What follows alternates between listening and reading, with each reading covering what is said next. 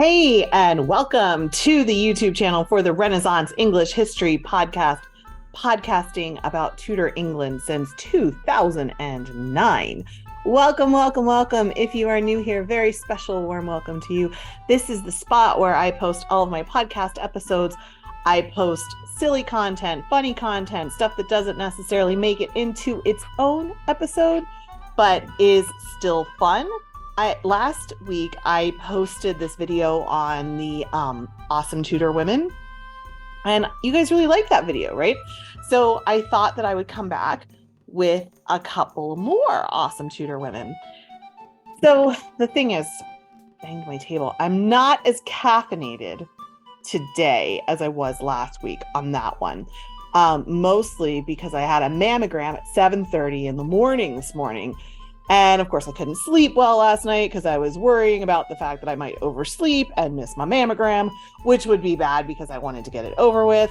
And I get them done every 6 months because I'm lumpy, y'all.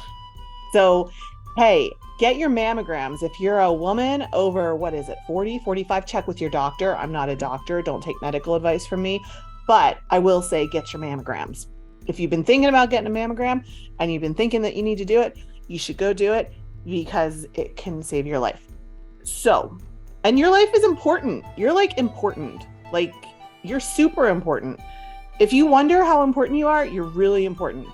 I guarantee you there is at least one person for whom you are like the most important person in the world for them. And you need to get that mammogram if you've been thinking about it. I feel like somebody needed to hear that. I don't know why I just said all that, but I feel like somebody needed to hear that. Anyway, let's go back to Tudor women.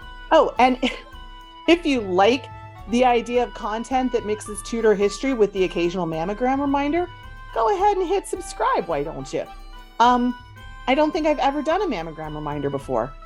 Maybe I'll add it to my calendar and make it a regular thing. Who knows? Point is, I'm not as caffeinated today as I was last week on last week's video. However, I'm hyper because I'm tired.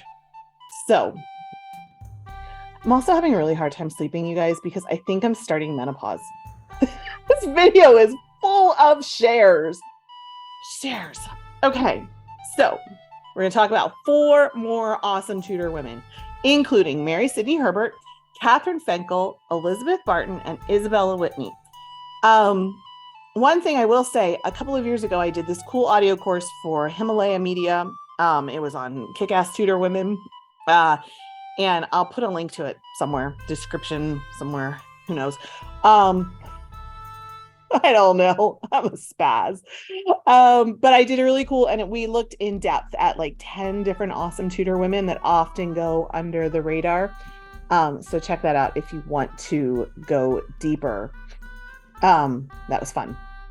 Anyway, this is just going to be a short introduction. So the first one we're going to look at is Mary Sidney Herbert. So she was the Countess of Pembroke. She was an accomplished poet, writer. She was a patron of the arts. She is often overshadowed by her brother. I mean, that's never happened to women before in history ever. However, Sir Philip Sidney was her brother. However, she was also incredibly talented herself, and together with her brother, they formed a formidable literary duo. So Mary Sidney Herbert, of course, was very instrumental in promoting the works of her brother, especially after he died, making sure that his legacy and his work lived on. She also wrote her own poetry and her own translations, which were widely respected by her contemporaries. She was a true Renaissance woman, and her contributions to English literature were groundbreaking and continue to be celebrated today.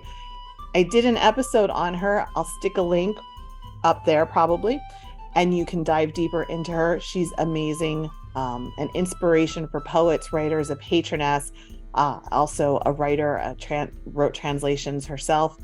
Really, really cool woman. Next is a woman called Catherine Finkel. So Catherine actually exemplifies how women could have multiple roles in their lives. And there was this narrative, that they only worked at home or they only managed the home in a domestic capacity. That wasn't really always true. So she actually had a marriage which was actually a true partnership, very unusual.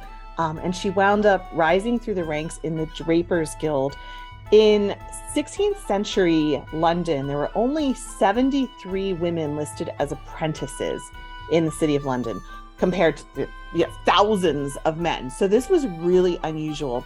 In general, women were not accepted into guilds. In 1550, actually, the ordinances of the Weavers' Company stated that no weaver could reveal his trade to any woman. There were some jobs that women could do, like spinning or brewing, working in the cloth trade, even dressmaking. This was something that women could do, although it's also, you got to remember that women had no legal status apart from their husbands. They couldn't own property. They couldn't really own anything. Even their clothing belonged to their husbands. A flip side of that is they couldn't be sued. So if a woman did something, it was the husband who got sued. However, I digress. Catherine was a draper. She married the draper Sir John Finkel. She was married to him between 1497 and 1499. She was his second wife. Then after he died, she actually was able to step into the light, as it were. And Sir John, her husband, had left her in charge of his business affairs.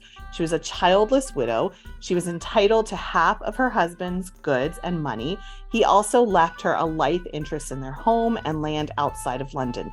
So she actually worked with the executors. She built the business up. She continued to engage male apprentices.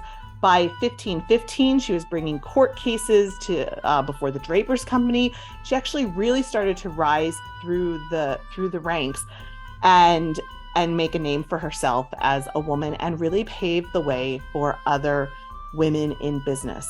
So if you are a woman in business, you can kind of thank one of the early patron saints, Catherine Finkel. Thank you, Catherine Finkel.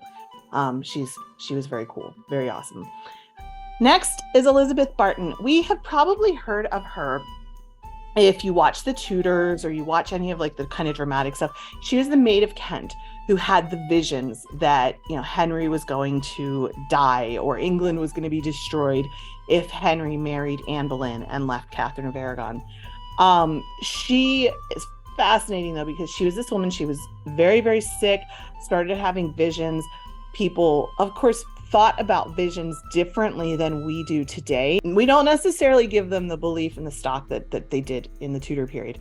However, people really believed in her a lot. She had very important people who believed in her. Cromwell came to talk to her. It wasn't just like some person on the street that people were ignoring. Like, she was very, very prominent, very important. And she wound up being executed for what she was saying as well. But she stuck to her story. And her bravery and her commitment to her beliefs led to her execution. But, she was just a young girl who had these visions. She got the attention of the authorities through them. And she was able to catch the ear of a lot of people. I mean, she was probably used by a lot of people. We won't get into all of that. I do get into it when I talk about her in greater depth. There was a lot more to it just than she had visions and then she died. But the short version is she had visions and then she died of being executed. But along the way, she was right up there talking to all of the heads of power. All of the people came to see her, came to talk to her. And she always continued to just stand by her beliefs, which, is impressive for a young girl. Finally, Isabella Whitney, another writer. She was one of the first female poets to be published in England. Her work was groundbreaking. Her work was groundbreaking. It gave a voice to the experiences of women during the Tudor era. She wrote about everyday things. She didn't just write these kind of flowery things off in the distance. She wrote about everyday events and everyday things that were happening in her life, which is very, again, impressive. So she, again, paved the way for countless other women writers and people to be able to share their stories and talk about their lives, even the mundane parts of their lives, and have that be published. So if you want to dig deeper into all of these women, I'm going to put the link to the Himalaya thing course that I did. And I think I talk about all of them in there. So you can check that out. That would be cool. And let me know what women in the 16th century you are inspired by. I would love to know. Next time, we're going to dive into talking about a woman who negotiated contracts internationally. And the 16th century was an amazing time for women. We had the first queen regnants in Europe. We had women writers. We had women poets, artists, all kinds of stuff. So I'm going to keep talking about that. So thanks for watching. Make sure to hit subscribe if you want to see more content from me. And tomorrow I'm going to be back with another History's Mysteries. I took a poll last time to see what we should do next, and it's who killed the princes in the tower. So check that out. If you're watching this not on the day I release it, which you probably are, you can check that out anyway. It's probably right up there in my list of recent videos. Thanks for watching, you guys. I will talk with you soon.